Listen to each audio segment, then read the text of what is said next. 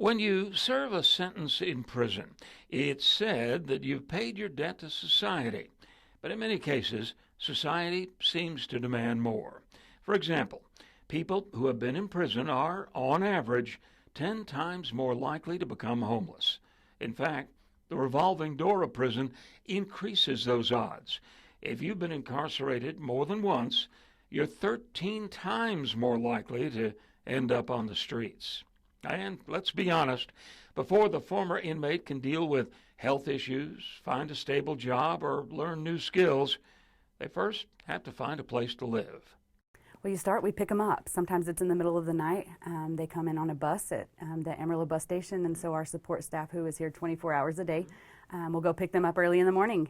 They get here with next to nothing but a chain bag, which would include very minimal things. It would be a Bible and some paperwork for the most part, and maybe their toothbrush and toothpaste. So they're coming with hardly anything at all when they get here. Michelle Smith told us that Patsy's Place has one goal: to help women who have been in prison find a new life on the outside. You know, they know the damage that they've caused due to their addiction or their crime. And so, being incarcerated, they've lost their family members, respect or support. And so, they know they've burned some bridges, and they know they've done some damage. And so really it's just beginning to allow them to see themselves as a different person, and so that other people can believe that too. And the challenges are many. I think the most difficult thing is when a woman has completely lost her children due to her addiction. CPS has removed them, they've been incarcerated, those children have been adopted out, or their rights have been severed altogether. And so I think that's the hardest part, because it pulls at your heartstrings, because they come out and they're still a mother, but they're not able to be a mother anymore to their children. And so trying to help them walk through that is very, very hard. Perhaps surprisingly, though, employers in our area have been receptive to the idea of second chances. We actually have one of our last girls with a pretty large corporation here.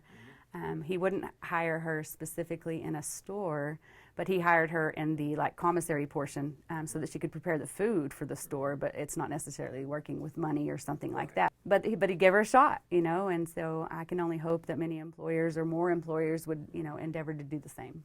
But the hurdles are many, and not everyone can clear them. And I just filled out an evaluation, and one of the questions was, what's the hardest thing about my job?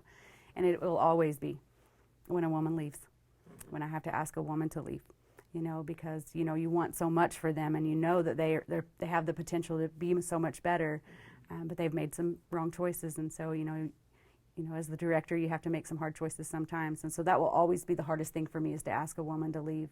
For many, prison can seem like an end. But with the kind of help offered by groups like Patsy's Place, it can be a beginning.